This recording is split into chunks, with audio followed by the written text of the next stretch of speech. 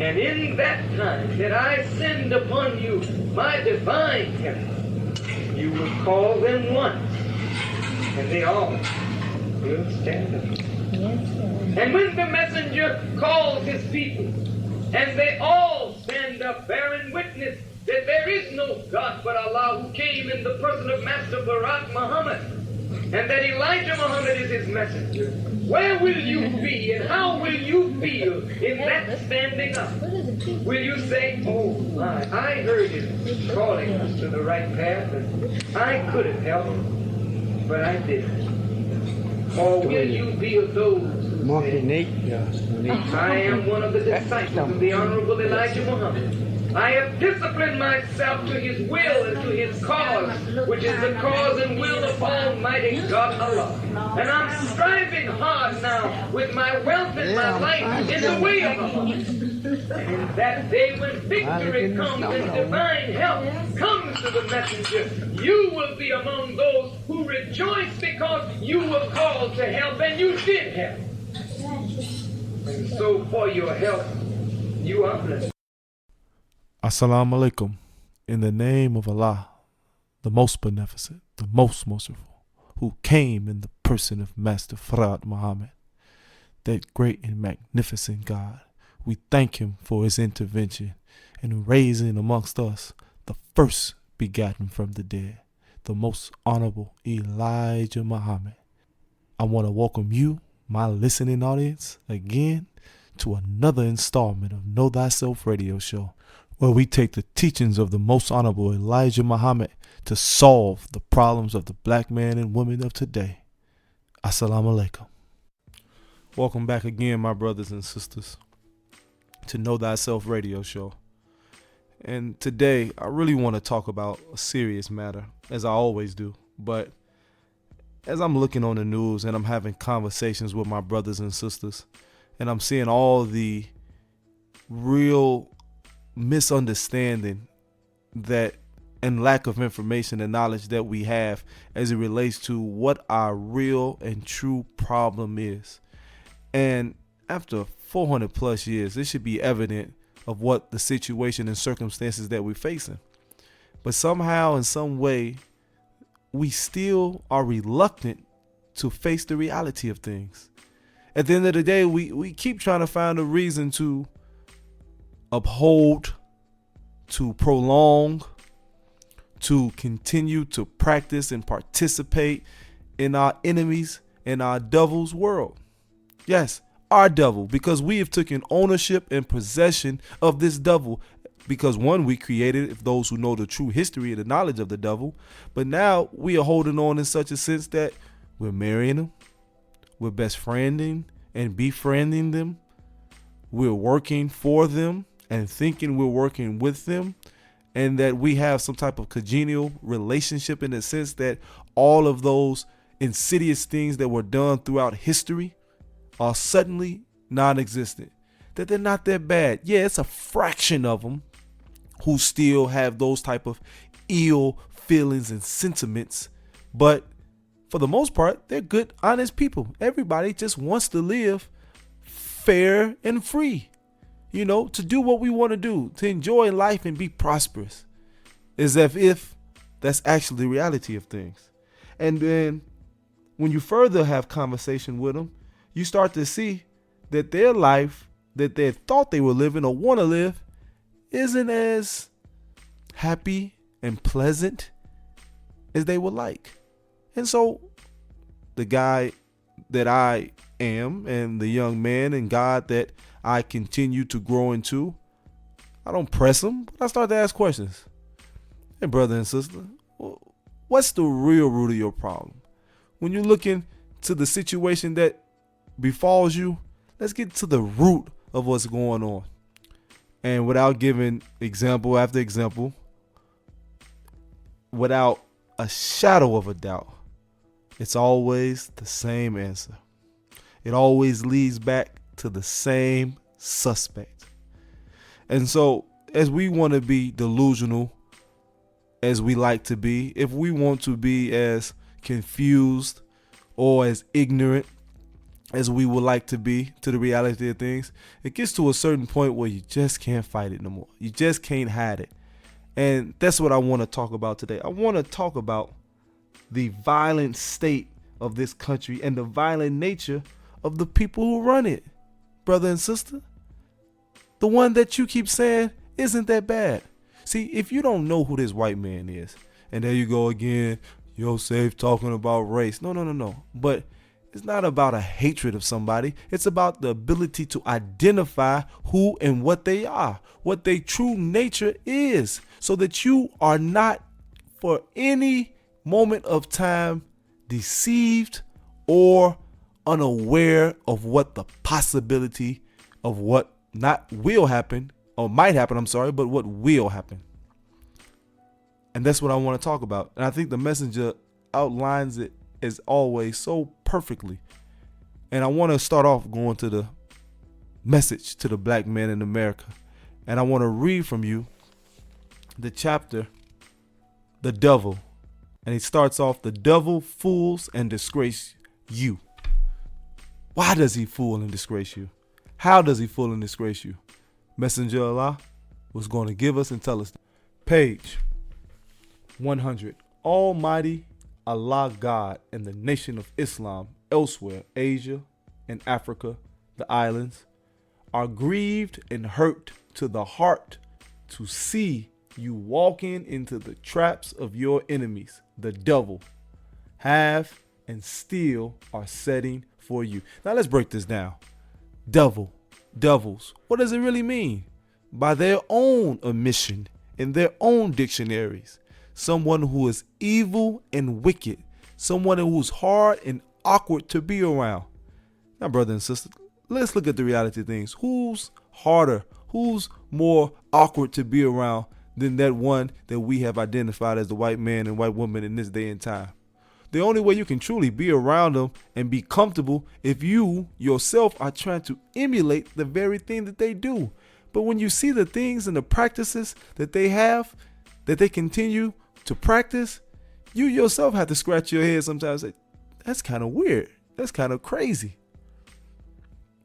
But that's just the little things. But I want to get to, like I said, the root of what's really going on.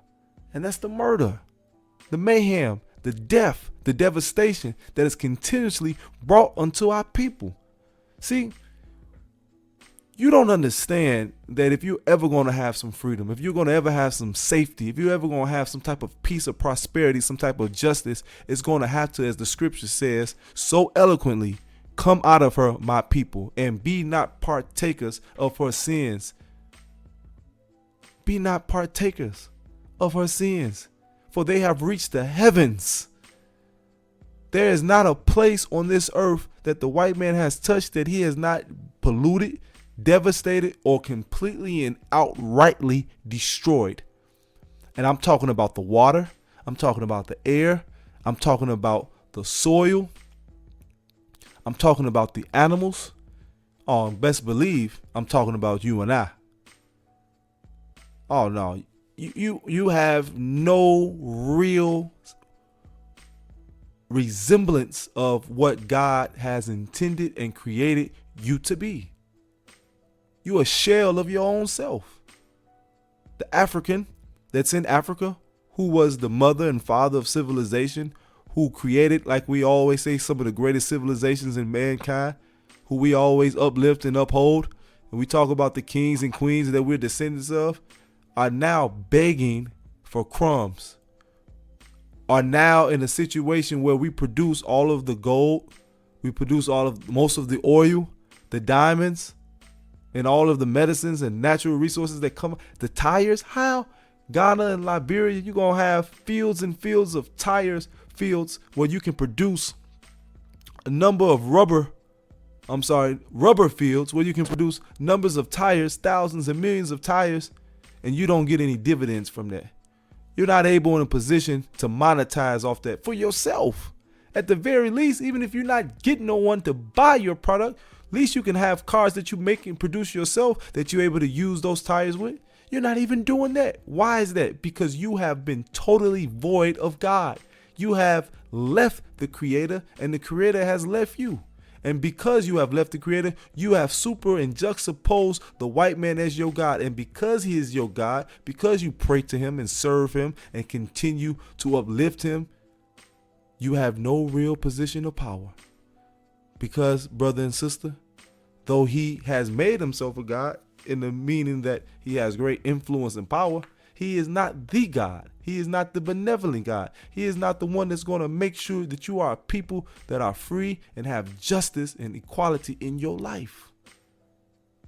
Why do you think it was so imperative that the most honorable Elijah Muhammad hit his point to continuously uplift Master Farad Muhammad, who was Allah in a person? Because without a God, brother and sister, you don't have a future.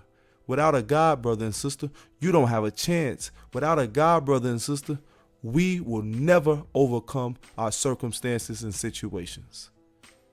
This is why I said Know Thyself Radio would be established. This is why I said Know Thyself Radio would be a beacon of light unto the world so that we can be a positive reinforcement that would change the narrative. I know everybody likes using that word, but change the narrative so that we have a people who has the ability to see the messenger in his true light. Yes, the Honorable Minister Louis Farrakhan has done a magnificent job, but it's going to need more of him to teach this message and reinforce it, because you hear him and then you think that's somebody who's just preaching good and teaching good, and you go about doing the same thing you were doing before. For the most part, yes, he has followers and students who listen and adhere to his teachings, and we commend them. But we all must be followers and students, not just of Minister Farrakhan, but the messenger of God, because he is the one who was taught by God, and he is the example that God has given us to be the new men and women who would inhabit the earth to bring in and usher in this heaven on earth. That's the standard. That's the model. So what did that model say? What did that standard say as it relates to white people? No matter if they were Jew, Anglo-Saxon, no matter if they were from Germany, Australia, Switzerland, America, Britain. I mean, we can go all through the list all over the globe. They are the devil. Why? Because they practice a nature that is wicked and a nature that is so hell-bent on keeping you deaf, dumb, and blind. That's why it's so important that you know this, man. So that's why you know how to overcome your circumstances and your situations. Because we left you on your own to do for self, supposedly. We left you on your own to have some type of knowledge and intellect that you could apply to change the circumstances. And what did you do with it? You didn't do nothing. You dug yourself deep into your grave. You created a bigger hole for yourself instead of creating a heaven on top of the dirt. You waited till you were dead physically to try to create or establish a heaven. And what happened, brother, sister? It didn't exist. There has not been one man, woman, dog, cat, or snake who has came back and said, man, as soon as you die, it's a beautiful heaven up there. So why do we keep holding on to that lie? Why do we keep trying to pacify ourselves and not being people and producers of change in this day and time, on this physical plane? We got to do better. But to do better, you must know better. And to know better is to know God. And to know God, we honestly believe that you have to know the most honorable Elijah Muhammad. Back to the book. I'm your sincere brother with the truth from your God and mine, which means that your very life and future of your children and the nations of black men and women. The truth being that you should know your enemy and their tricks being played on you in the world of our kind. Will you listen or read the truth? Do not take what I am teaching you and reading lightly. It is the truth from your God, and you shall soon bear me witness that this is the truth. Allah has said to me that we are living in the end of the world of the white rule, a race whom Allah has made manifest to you and me as being real devils. Now, Some of us feel that's harsh language. But I feel it's harsh that every time I walk outside my house, I have to be in fear, petrified that I may lose my life, that my child, my wife, my family members, that we may be unjustly incarcerated, that we have to deal with situations that we don't have the ability to properly feed ourselves, properly clothe ourselves, to do things that real free people do to sustain themselves. That doesn't make any sense. We're at the bottom of the totem pole, not just in society among men and women, but among the creatures of the planet. The ant is freer than the black man and black woman. They understand unity. They understand nationhood. They understand hard work. They understand work, period. The bee is freer than the black man and black woman. They're willing to die for their family or their queen or their nationhood. They're willing to serve. They're willing to sacrifice themselves if an attack comes. See, you're not even freer or more disciplined than the ant or the bee. So how can you tell me that you have some type of freedom on this planet under this white devil? It's not realistic. So whatever we've been doing, has it been advantageous for us? Because it hasn't been a circumstance or situation that we were able to implement our freedom. But it was that man. It was that blessing. It was that perfect one who was molded in the image and likeness of Almighty God. The most honorable Elijah Muhammad. That master teacher who manifests all of what God had given him and put it in his speeches, in his books, in his tapes, so that we would have living examples of what to do even when he physically wasn't amongst us anymore. And so that's why I, a man who did not grow up in the time of the most honorable Elijah Muhammad, have the ability to look back at his words, look back at his tapes, hear the power that he presented, see what he was able to do from an organizational standpoint to get our people first, before we could do anything, to love themselves again. Because I hear black people, I sit in conferences and have meetings all day long where we articulate the problems and how we say that we need to get money or we need to get education. We need to get community centers. We need to do all these things. No, first and foremost, brother and sister, you have to get a mind that makes you appreciate and love your brother and sister. You got to be in a room long enough that you don't want to kill your brother or sister, that you don't want to steal from your brother or sister, that you don't want to rape their daughters, that you don't want to sell them drugs. If you can do that and sustain that longer than a day or two, then we have a chance to be free. Because after we do that, everything else is simple. Everything else is easy. Because now we have the self-love that is needed to work and overcome problems that present themselves. That's what the messenger gave us. See, that's the most important and critical thing that a people must have to not just enact their freedom, but to sustain it. And that's how he was able to take the downtrodden, the drug addicts, the winos, even those who were matriculated through the educational systems, who what we call Uncle Toms. He coalesced all of those brothers and sisters, put them into an environment where they're able to produce a nation. Farmlands, cultural centers, mosques, temples, schools, grocery stores, cleaners, the farms that produce the food. And then on top of that, he had an organizational structure where, yes, he had ministers and speakers, but he had men and women who were willing not to just be out in front and be heard, but to do the work behind the scenes. That's what makes these European nations so great. Not because of the president or the prime minister or who their chancellor may be, because all the men and women that you don't see who dedicate their lives to the cause of patriotism for that nationalistic perspective. So I'm saying, if we don't have that, brother and sister, how the heck are we going to do anything that's worthwhile? But why don't you have it? And like I said, it's because this enemy has been impregnating with you with lies and deception, and you're giving birth to his evil ways each and every day. You don't do nothing to him to alter or stop or halt his world. But each and every day, he has put so much hate and fear in you that you keep rebirthing all of the atrocities that were acted on us during our sojourn as slaves through the transatlantic slave trade, through the chattel slavery, the antebellum South, through segregation and Jim Crow, up into this very moment. Every time we see a police officer or a white man or somebody unjustly kill us, we don't respond or retaliate against them. We go in the neighborhoods and start killing each other. See, that's what devil does to you once you accept his ways.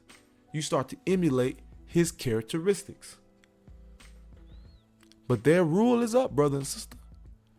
And that's why I have to say and speak truth to power and teach these great messages that came from the Honorable Elijah Muhammad, because you have to have a chance to redeem yourself. But I want you to save your own life, because you will get caught up in the wrath with them as well if you keep holding their hand and walking side by side with them.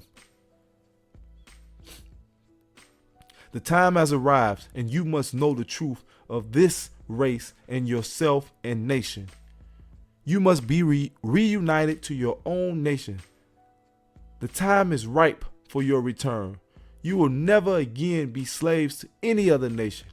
Allah will make you the head and not the tail. Accept your own. Stop destroying yourself, trying to be other than your own kind and pattern after a doomed race of devils.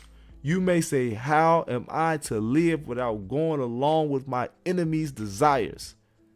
They did not create themselves. We are their creators. Our Father, the black man, feeds them. It is not our God who created food for all. He rises the clouds from the earth and causes them to pour their water on the thirsty parts and causes the seeds to germinate and grow for you, your food. Can this devil whom you trust to do these things? And it is not Allah God who has made the earth to rotate on her axis in such a way that she causes changes in the seasons 4 times a year to satisfy life and vegetation in all parts of the earth? So at what point are you going to give God his power again and take away the power of the devil? Accept your own. Know who and what you are and why you were created. You're giving up your own power. You've been so fearful, so afraid, so cowardice that you haven't done anything about it. Because fear, if utilized properly, is not a bad thing. But fear of Almighty God, fear to know that you have a God that is greater than you, that has ordained you for a particular purpose and reason. But not fearful of something that is less than you, but has become greater than you because you have reduced yourself through your own ignorance and your acceptance of their ways to be at the bottom.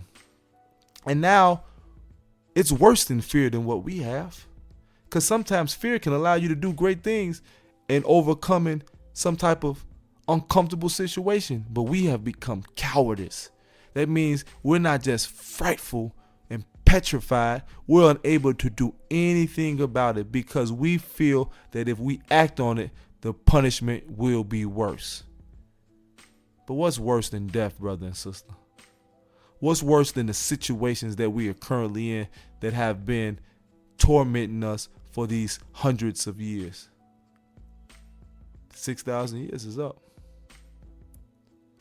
But what are we going to do about it? How are we going to change the circumstances that are currently in front of us today? We have to do more.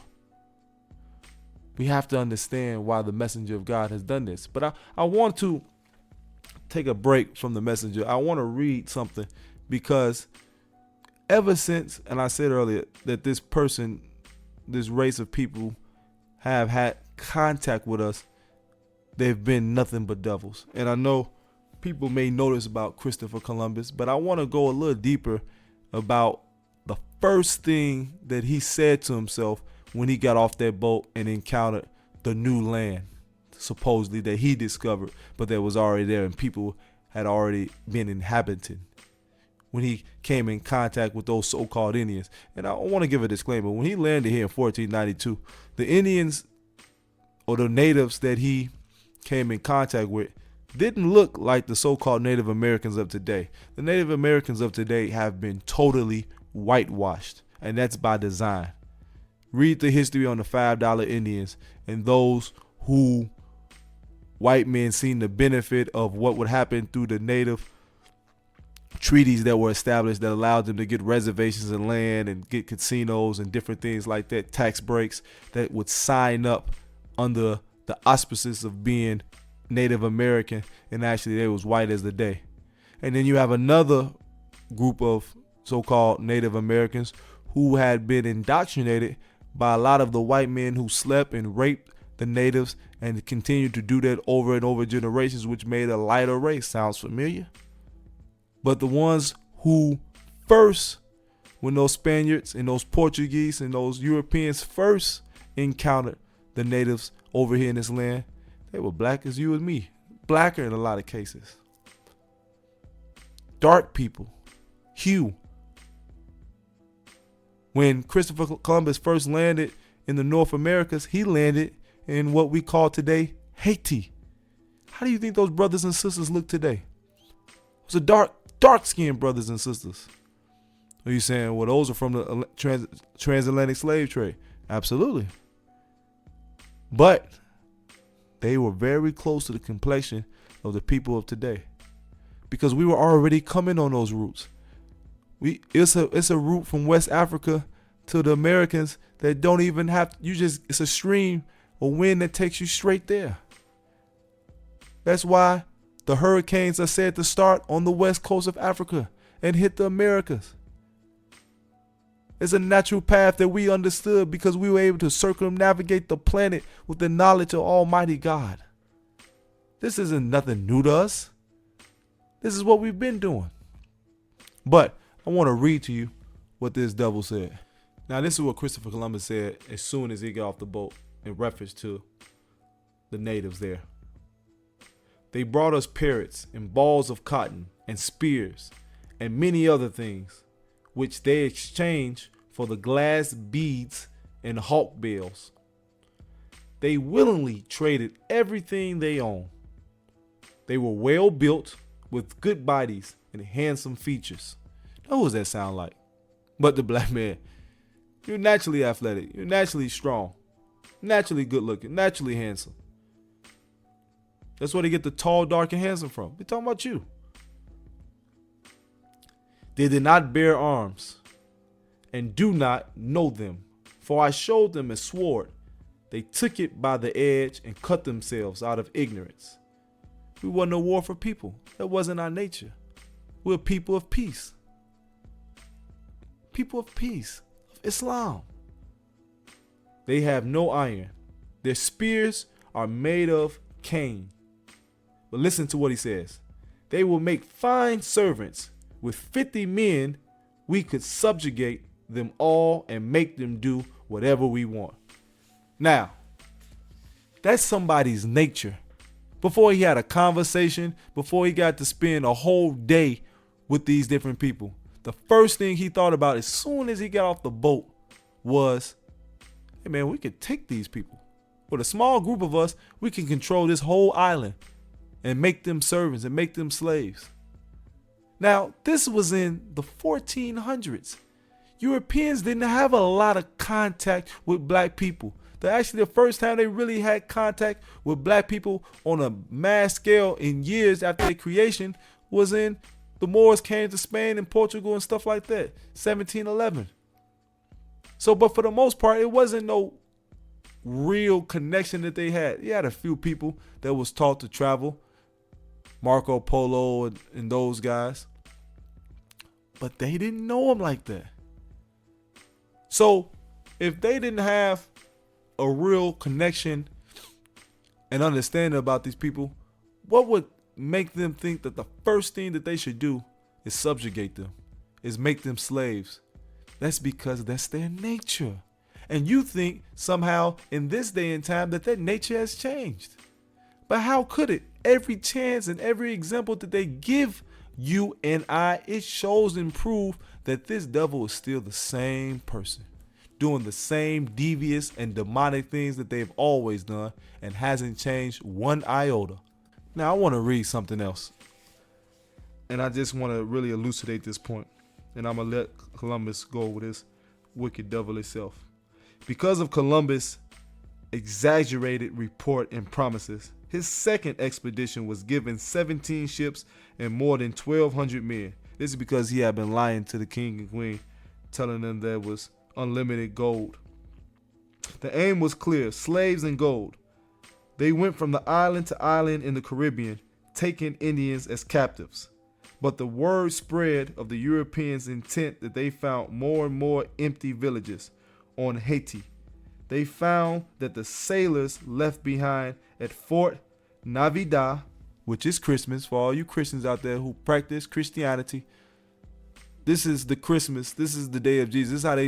This is what they think of it. See, for them, as Constantine said, in hoc signo vinces. With this cross, we shall conquer. It's the same premise. Nothing has changed. Their nature cannot change. Now listen. Had left behind at Fort Navidad had been killed in battle with the Indians. After they had roamed the island in gangs looking for gold, taking women and children as slaves for sex and labor. Same thing today. You are still sex slaves.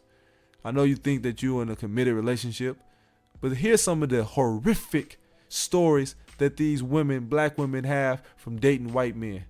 Some of the atrocious things that they do and how they force them to play these roles where they, in a lot of cases, make them play bed wenches and slaves, and they're the slave master. In 2019, it's still being acted out. And because we have been so reduced to nothing. I mean, all of the avenues of light have been blocked from getting to us. We think that we're doing something progressive by laying with a person of the opposite race. And now we want to not just get with somebody of the opposite race, but the same sex and opposite race. Now, from his base on Haiti, Columbus sent an expedition after expedition into the interior.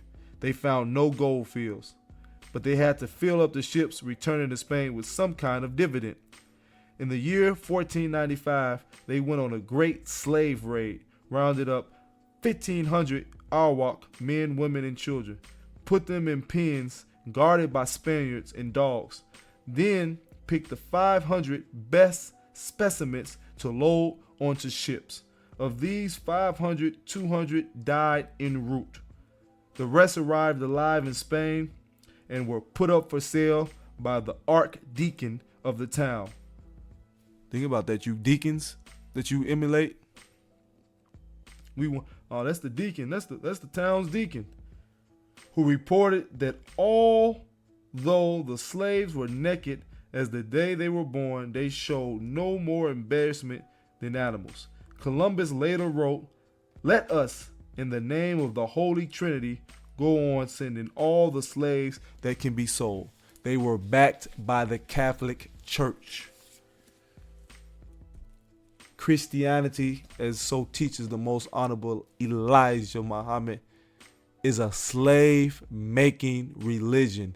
This is the tool that they use to conquer not just the natives here in North and South and Central America, but when they went to Africa under the false pretenses that they were giving religion to our people. They were giving death, and they were using missionaries as scouting posts to come in and infiltrate all of these territories, countries, and lands. This is what has been done to our people. This is what we have fallen victim to. And you keep trying to prove that there's something else than what they are. Devils. So I know you're saying, well, you're talking about 1492, you're talking about the 1500s, you're talking about the 1600s. That doesn't exist no more. It's not the same. I thought you might say that. And now I don't even have to really say anything. All you have to do is turn on your TV and you will see them bear witness to the reality of what is going on versus what has been falsely put into the minds of the people. But I'm going to read something from this white man who it seems to be one of those private investigators and protectors who based his program off the gift of fear for surviving violent attacks. But I wanted to read something in this article I think is very pertinent, because though he may be talking to his constituents, he's talking about you and I, the way that we have reduced ourselves to being ignorant to the reality of the danger that we face each and every day that we participate in these people's society, that we keep going along and not creating and doing for self. Every chance that we work for them, that we go out into their grocery stores, that we go to their movie theaters, that we buy their clothes, their cars, we are putting ourselves in harm's way. Because you look at yourself as just getting some nigger trinkets, we are actually making acts of war against our own self. Because you are in an act of war, whether you understand it or not. And you would say, well, in World War I, would the Germans and those other forces that were fighting Britain do so and buy clothes and stockpile cars and shoes from them? No, it wouldn't make sense. In World War II, would Japan and America go into each other's stores? That's why American put the Japanese in internment camps. And they knew the attack was coming, but that's a different conversation. But that's how serious they take their acts of war. Even if it's built on lies and deception, they still go the full way with it. But somehow you are under the false pretenses that you can still, in a war, go along as business as usual. It's inconceivable how ignorant we've become, how foolish we are when it comes to what's really going on. Now, this gentleman talks about the reality that there is a universal code of violence that the white people operate of. Now listen to this. Violence is a part of America. And more than that, is a part of our species. It is around us and it is in us. As the most powerful people in history, we have climbed to the top of the world food chain, so to speak, facing not one single enemy or predator who poses to us any danger of consequence. We found the only prey left, ourselves. Now this is the white man talking. Lest anybody doubt this, understand that in the last 2 years alone, more Americans died from gunshot wounds than were killed during the entire Vietnam War. By contrast, in all of Japan, with a population of 120 million people, the number of young men shot to death in a year is equal to the number killed in New York City in a single busy weekend. Our armed robbery rate is 100 times higher than Japan's. Now let's stop right there. Now, white people, no matter where they are on the planet, are going to enact acts of violence, but it's some that are exaggerated. Now, America is the worst and the most violent place. Why? Because you are the place on this planet that white people and black people live and cohabitate pretty much in the same country. Now, you in different parts of that reality. They have racial and white enclaves, but because of our such a desire to live and to be amongst them people, they have such a insidious nature towards us in a way that they want to retaliate and to continue to prove their dominance and their hatred towards us. So when you talk about New York City, not only have they been the perpetuators of our death, they have trained us in such a way that we are the ones who carry out our own assassinations. So understand why it's so pronounced here in America, because death has been the presiding rule since they had enacted a plan to make this a country of their own. I just read to you what Columbus said. He said as soon as he got there, As soon as he got there, he thought about how they would become slaves and how just a couple more men, they can take over that whole land. And he needed gold. And he took them, killed women for sex and children for sex and labor. See, all those perverted, sexual deviant ways came from them. The things that we start to practice, we learned from them. But yet and still, you keep talking about this is who you are. You was born that way. Hell, if you was born that way, it's because you was made that way before, but that's not your nature. That's not how you were originally intended to be. That's what you've learned and grown and developed into. And now you keep on passing it down from generation to generation, letting it be acceptable. And because of that acceptance, what have you done? I'll tell you what you've done. You've created an environment where children think that that is the only form of redress. It's a sad case, brother and sister, that we have fallen into. But yet and still, somebody has to stand up. That God came. The messenger stood up. Now it's our responsibility, now that he is absent of us, to keep on and keep on teaching. Now, we got to understand, like I said, he was talking about his people, but he's talking about our people.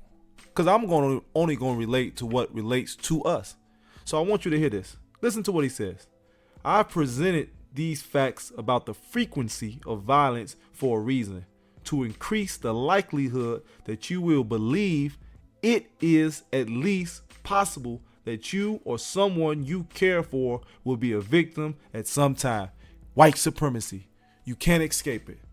See, we've been disillusioned because we got a little money that we do in certain things in the community, that we have accumulated a level of intelligence or scholarship through their institutions, that white supremacy won't affect us. But that is so far from the truth. It's going to directly affect you, and it's definitely going to indirectly affect you. There is no escaping it because the system is birthed on white supremacy.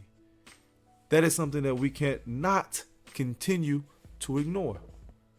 Now, that belief is a key element in recognizing when you are in the presence of danger. The belief balances denial, the powerful and cunning enemy of successful predictions. Even having learned these facts of life and death, some readers will still compartmentalize the hazards in order to exclude themselves. Sure, there are a lot of victims of violence, but that's in the inner city. Does that sound like anybody that you know? Yeah, a lot of women are battered, but I'm not in a relationship now. Violence is a problem for younger people or older people. You're only at risk if you're out late at night. People bring it on themselves, and on and on. See, this is the Negro and the Negro mentality when it comes to the reality of the violence that has been imposed on them by our outright and open enemy for 400 plus years. You keep making excuses in this reality, thinking that it will not happen to you, that it's something that is isolated to certain individuals. It is not the truth. And once you relate to your brother and sister, no matter where they are in this country and on this planet, and the atrocities that have been created and established and placed upon them, you're never going to be in a situation that you're able to free themselves. You got to understand it. Denial has been an interesting and insidious side effect of white supremacy and our acceptance of it. You got to understand, at some point, unless you remove denial, you'll never be able to remove the cowardice and fear that is lying dormant in your heart, soul, mind, and gut. The teachings of the messenger frees you from that. It puts you in a position where now you have a level of confidence because you have the knowledge of what you are up against and who your open and outright enemy is. This is what we must understand. Now I'm going to read this last part and I'm going to wrap up. Now he talks about, listen to this. Just as we look to government and experts, we also look to technology for solutions to our problems. But you will see that the personal solution to violence will come from will not come from technology. It will come from an even grander resource that was there all the while within you. That resource is intuition. I'm going to keep on reading because the messenger, God, I'm telling you, these guys use the messenger's teachings, white, black, Asian, and implement it in their world and for their benefit and are successful off of it, while you try to discard him as some hate teacher. Foolish people. It may be hard to accept its importance because intuition is usually looked upon as thoughtful Western beings with contempt. It is often described as an emotional and unreasonable response. Husbands cite it off as their wives as feminine intuition and don't take it seriously. If intuition is used by a woman to explain some choice she had made or a concern she can't let go of, men roll their eyes and write it off. We much prefer logic, the grounded, explainable, unemotional thought process that ends in a supportable conclusion. In fact, Americans worship logic, even when it's wrong, and deny intuition even when it's right. So, what does that mean for you, black man and black woman? Because I'm only going to make it make sense for us. See, your logic is based off Western thought. So what you try to base on a premise of what has been taught to you, you're never going to properly explain white supremacy. And not only that, even using naturally what is in you as a peaceful people. Like I said, when I read the story about those Native Americans and how Columbus came out the boat with the premise of subjugating, and they were coming and greeting them with the premise of being kind-hearted, warm-hearted, sincere, genuine people who wanted to offer what they had as they were their brother and sister. That's a grave mistake that we make. Because you're such a peaceful people, you are ignorant to the reality and the danger that is present before you. And you don't follow who and what is in your heart. Now listen to this. Men, of course, have their own version of intuition, not so light and inconsequential, and they tell themselves as that feminine stuff. There is more viscerally named a gut feeling. Now listen to this. But it isn't just a feeling. It is a process more extraordinary and ultimately more logical in the natural order than the most fantastic computer calculation. It is the most complex cognitive process and at the same time the simplest. Intuition connects us to the natural world and to our nature. So teaches the most honorable Elijah Muhammad, know your nature. See, if you don't know your nature and what you were naturally created to do, you won't know how to conduct yourself as a free people. And if you don't know the nature of the enemy, you're not able to do the things that will protect you from that enemy. Now, this white man just said your intuition is your natural and the most complex and powerful and extraordinary process that you have inside of your body to determine right from wrong and to protect you. That's why the messenger of God was telling us, know your nature. It is your nature, black man, to be of peace. It is your nature, black man, to be responsible. It is your nature, black man, to be just. It is your nature, black man, to separate yourself from those whose nature is in opposition to yours. I can't go any harder, I can't go any further and continue to have a conversation about how simple this really is once you accept the man who has been masterful in his deliverance of what is the proper course of action for our people. You gotta see this great man. Now I'm gonna go back to the messenger of Allah and the message to the black man, page 101. You are letting the devils fool and disgrace you and are taking you to hell with them. Your God, Allah, will be happy and rejoice in feeding, clothing, and sheltering you if you believe. The Bible teaches you that he fed and sheltered Israel in the desert. Exodus 16 chapter 12 and 15 verse. Fear not, Allah God is with us. The enemies of Allah and the righteous are leading you only to evil and indecency, as the Holy Quran teaches you and me. You are in a position where you have the capacity to turn back to God. I said fear is a small, minuscule thing once you understand the fear of God. You don't fear no man. You don't fear nobody else. You don't even fear the reality of danger. Not that you run towards it, but you know you have the ability and the capacity to overcome it. And how? By tying into your nature, tying into the true knowledge of God and the true knowledge of the devil. Take these words, not with no grain of salt, but take heed to them and implement them in your life so that you can see the benefit. As you look into the dire situations of our people, this man has established a plan and a blueprint that can free us and keep us free into perpetuity. So I'm going to keep coming back with Know Thyself Radio. I'm going to keep coming back with the teachings of the Most Honorable Elijah Muhammad. And I'm going to keep banging on sides our people's head until we finally realize and wake up and see that God has come to save you and I. Thank you for listening as I leave you in the words of peace. Assalamu alaikum.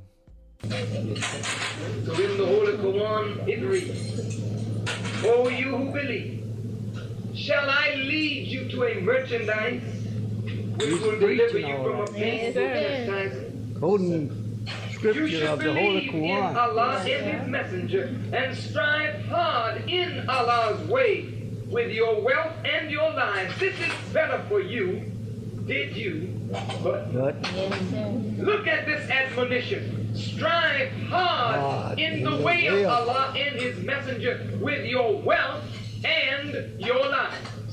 This month, the month of October, we in the nation of Islam want to help Messenger Muhammad with a mighty help, with a mighty striving with our wealth and our lives. We want to sell more Muhammad's favors than we ever sold. We want to get more fish to our people than we ever have delivered. And we want to give more charity than we ever have done. So that our messenger will smile at his Get them all. These are You know, my with the disciples. spirit. Yes, I sir. have And asked then they all my helpers, and yes. here they are. They are present. And in their help is their reward. In their help is their blessing. In their help of the messenger is mercy and forgiveness. And above all, victory at hand. Salvation. The certainty of divine help. If none of Allah us couldn't help, give me a better. Allah is sufficient for the messenger, and he is certain of Allah's help.